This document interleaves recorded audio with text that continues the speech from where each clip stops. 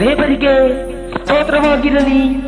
ಈ ದಿನದ ದೇವರ ವಾಗ್ದಾನವು ಯೆಶಾಯನ ಪ್ರವಾದನೆಯ ಗ್ರಂಥ 27ನೇ ಅಧ್ಯಾಯ 3ನೇ ವಚನದಲ್ಲಿ, ಯೆಹೋವನಾದ ನಾನು ತೋಟಗಾರನು, ಕ್ಷಣ ಕ್ಷಣಕ್ಕೂ ನೀರು ಒಯ್ಯುತ್ತಿದ್ದೇನೆ, ಯಾರು ಮುಟ್ಟದ ಹಾಗೆ ಹಗಲಿರುಳು ಕಾಯುತ್ತೇನೆ.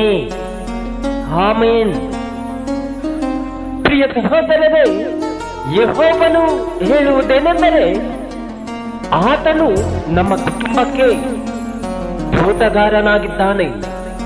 ಪ್ರತಿ ದಿನವೂ ಪ್ರತಿ ಕ್ಷಣವೂ ನಮ್ಮ ಕುಟುಂಬದ ಮೇಲೆ ನಮ್ಮ ರಕ್ಷಣೆಗಾಗಿ ಆತನು ಆಶೀರ್ವಾದದಿಂದ ನಮಗೆ ನೀರು ಒಯ್ಯುತ್ತಿದ್ದಾನೆ. ಅದಕ್ಕೋಸ್ಕರ ಆತನು ಹೇಳುವುದೇನೆಂದರೆ, ನಾನು ತೋಟಗಾರನು, ನಿಮ್ಮನ್ನು ಯಾರು ಮುಟ್ಟದ ಹಾಗೆ ನಾನು ಕಾಯುತ್ತೇನೆ. ಆಮೆನ್. ದಾಸನು ನಾನು, ದೇವರು ನೀನು, ನಿನ್ನ ಚಿತ್ತದಂತೆ ನಾ ಬಾಳುವೆ.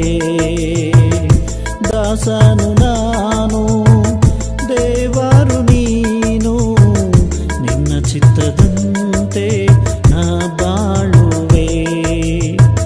ಬಲಹೀನ ನಾನು, ಶಕ್ತನು ನೀನೇ. ಬಲಹೀನ ನಾನು, ಶಕ್ತನು ನೀನೇ. ನಿನ್ನ ಚಿತ್ತವನ್ನೇ ನೆರವೇರಿಸು. ನಿನ್ನ ಚಿತ್ತವನ್ನೇ ನೆರವೇರಿಸು. ನನ್ನ ಚಿತ್ತವಲ್ಲ ನಿನ್ನ ಚಿತ್ತದೇವಾ, ನೀನಾದ ಎಲ್ಲ ನನ್ನ ಜೀವವೆಲ್ಲ. ನನ್ನ ಚಿತ್ತವಲ್ಲ